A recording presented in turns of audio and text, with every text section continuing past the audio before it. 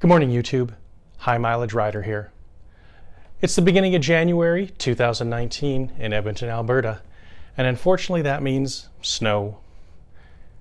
We got snow for about another 3 to 4 months, so not a lot of riding to be had. The only videos I'm able to post are old ones from last summer or the tail end of the year before that. So I thought I'd take this time to do a video on a new camera setup for my helmet. Previous to this, for the last 4 years, I had been using, here let me just move my helmet. I had been using the Garmin VirB action camera on my helmet. Looks like a cigar, sort of looks like a drift. The main advantage to this over that was price point. I wanted to get into this relatively cheaply to see if I liked making movies of our motorcycle trips to share with my friends. And I got this off Costco.ca for $100 4 years ago. Came with a 3-year warranty, worked great until last year. Unfortunately now, as you may or may not be able to see, I have tape running around it, holding the battery case closed. Unfortunately, a leaky battery case does not work well with our motorcycle trips because we almost always get rained on. With the Garmin VirB, I was limited as to where I could mount it on the helmet. I ended up choosing to mount it on the top. I've taken the adhesive mount off now because we'll be putting my new camera on. And it would have a good picture of the road. It would have a wonderful viewing range because wherever you turned your head is where the picture would show. Unfortunately, you couldn't mount it on the right-hand side because the button to turn it on is on the left. So it's very difficult to get your finger in here to turn it on with a motorcycle glove on. In much the same way, it was hard to mount it on the left-hand side because, as you can see, I have my Senna there, and it just made for too much equipment on this side. So I went with the top mount. The main disadvantage of this is, believe it or not, this is a relatively small cigar-shaped camera, but it creates a lot of wind resistance on your head when it's above the windshield. And I was getting quite a bit of buffeting. Gives you a sore neck when you're riding for 8 or 10 hours. So Garmin VirB is out. Move my helmet here. My wife, for Christmas, we kept it very low key this year, but she knew that I liked making videos of my motorcycle trips. Originally, I started just posting them so that the other 4 or 5 people I was with, I didn't have to burn the trips onto a DVD and mail it to them, or load them onto a jump drive and again mail it to them. It was much easier to start a YouTube channel and have them look on the channel for our trip. I never realized that so many other people would be looking at trips for motorcycle riding. I guess that's why it's become so popular. So that's just kind of an added bonus. I reached out to a few people, Sean Smokes, GA Ramblin' Man, looking to see what people were using for cameras, how they would set them up on their helmets, to see what I should do. Again, I didn't want to go crazy with the price. So I decided to look at a Hero5 Black in Canada. They've been discontinued, probably around the world as well, because they're now up to the 7 Black, I believe. And what my wife got me at Visions Electronics was a 7 Black, brand new, 3-year warranty, and I got it for $229. So it seemed perfect for me. The main criteria were it needed to be waterproof, and I needed to be able to hook up an external mic so that I could dictate into my videos. So the Hero5 Black, as you know, is completely waterproof. It has a housing, not a case, that you pop it into, close the back, and then you can mount it on your helmet. So a couple things to keep in mind. The front of my helmet has a vent, and I couldn't put a flat mount there because the vent opens and closes. So I had to put it on the side of the helmet, which means I needed a mount that was rounded to bring the camera into the front. And I found that through Sean Smokes. He told me about this TAWS angled mount that can mount on the bottom of the camera, and then you can mount it on the side of the helmet and have it right in front of your chin line. Anyone who uses the GoPro knows that you can't just plug an external mic into the GoPro. Proprietary reasons, they built this huge mic adapter. So this needs to be Velcroed on the side of the helmet as well. I'll show you when we put all this on. Something that I realized through trial and error is I went and bought a new microphone. When I first started doing this, I didn't realize there were mono microphones, stereo microphones. So all the videos I've done to this point were with a very cheap lapel mic that had mono ability. So you may have noticed that there was only sound coming in one ear. Not very good. So we're hoping to step things up a little bit, kind of join the 21st century and do a little bit better job with our videos. So with the Hero5 Black, the mic adapter, and a new microphone, I bought two. One for using in the helmet is called the U-Mic.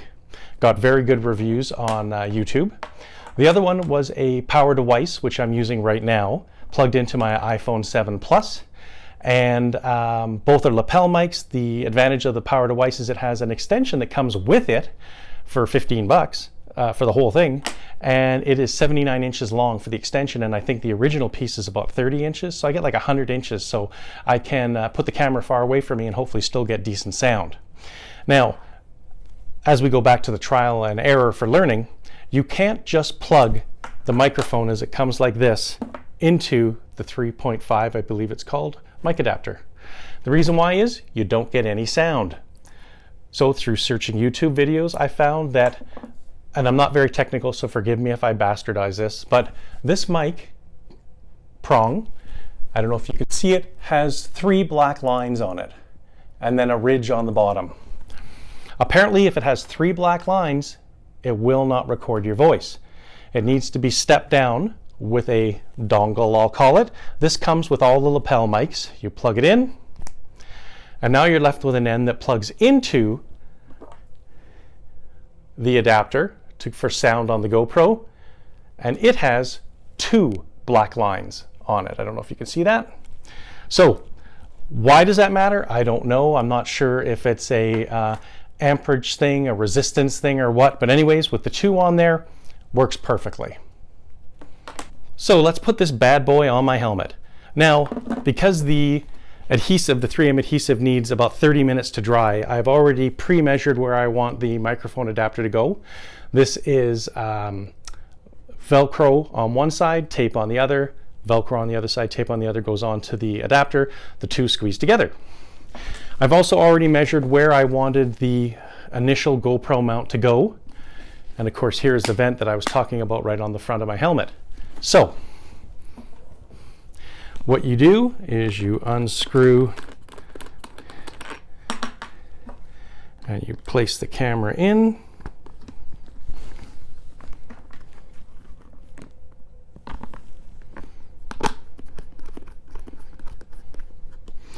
Now, you may notice that the ends of these are quite long.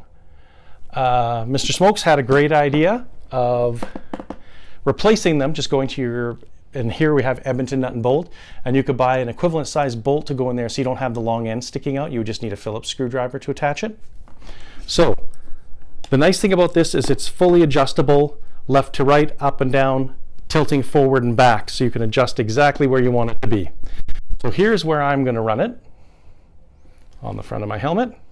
Now we still need to plug in the mic adapter. So what you do is you take the door off the outside of the GoPro. The connection only goes in one side, and then you put this where you want it for your mic adapter, and you just press. I'm only going to push it on the bottom part, a little easier to take it off, and then that sits like that. Then all you do is you plug your microphone into the back, and then you would run the microphone into your helmet, and then you're good to go. So this way it leaves it nice and clean on the left side for my Sena 20S and nothing on the right side.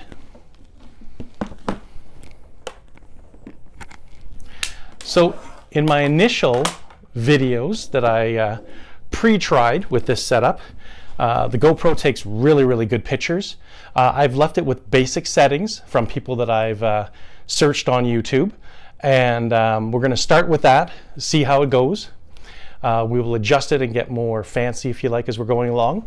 Haven't decided if I'm going to use the GoPro editing software. Right now I've been using iMovie. I have an Apple phone, a Mac computer, and the iMovie seems to work really, really well. It would be nice to find a way around the YouTube licensing issues with music. I see some videos out there that have regular mainstream music, and they haven't been flagged. Other ones using the generic songs that you could pick off of the YouTube library, and they work very well as well. In a week, we have the Edmonton Motorcycle Show that'll be coming. I'll be heading there with some of my buddies that I do trips with. I will bring along the camera, the microphone, and we will give it a try and do some footage for you from the Edmonton Motorcycle Show. Try not to show you too much snow. I don't want to scar any of you people living in California or the Carolinas or Georgia where you can ride all year round, and I am envious. I guess that's it for now. We'll see you on the road. I hope everyone had a Merry Christmas and a Happy New Year. Looking forward to 2019. I know my New Year's resolution is to try and ride more. You guys have a great day.